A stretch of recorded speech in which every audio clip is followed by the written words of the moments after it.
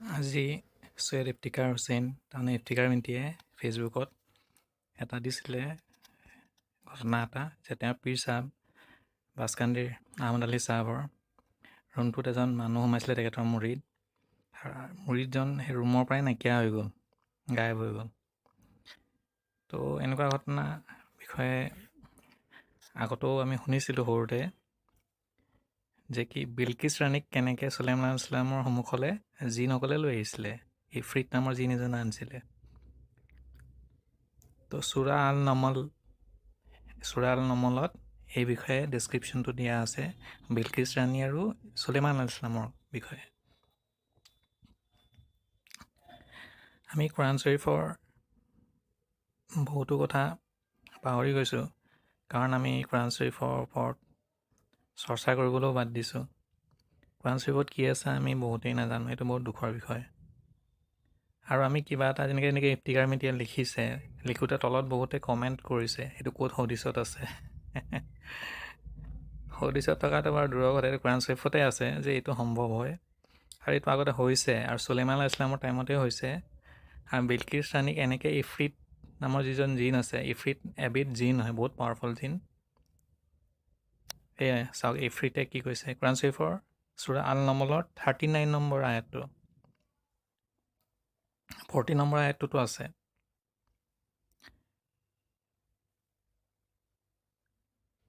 তাৰপিছতে মই চালোঁ যে কি ইছলাম QA নামৰ ৱেবছাইটটোত এই বিষয়ে কি আছে। মই সাধাৰণতে হদিছ বিচাৰিলে ইছলাম QA ৱেবছাইটটোলৈ যাওঁ।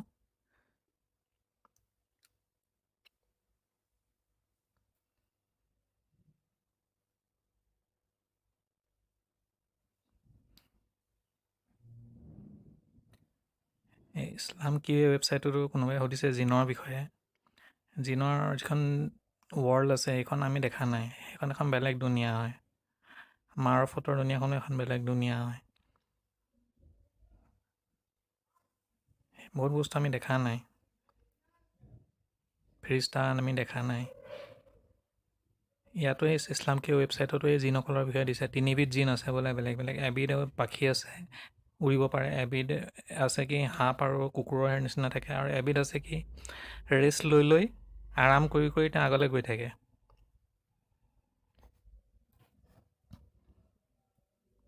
তাৰপিছত সেই কথাটোকে কৈছে বিলকিছ ৰাণীৰ কথাটোকে সেই ইছলাম QAটো আছে, তাতো লিখিছে তেওঁলোকে।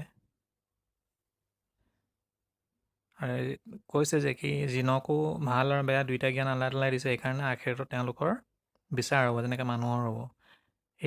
এয়া লিখিছে বিলকিছ ৰাণীৰ বিষয়ে ইছলাম QA ৱেবছাইটটোত।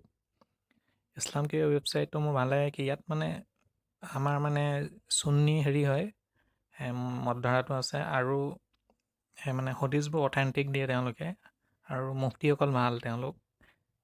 এই কাহিনীটো দিছে বিলকিছ ৰাণীৰ কাহিনীটো। চূৰা আল নমল 8 আয়াত নম্বৰটো দি দিছে 39-40। তো আমাৰ সৰুকালটো ভাল আছিল, আমি নানা নানিহঁতৰ পৰা বহুত কথা গল্প হিচাপে শিকিছিলোঁ।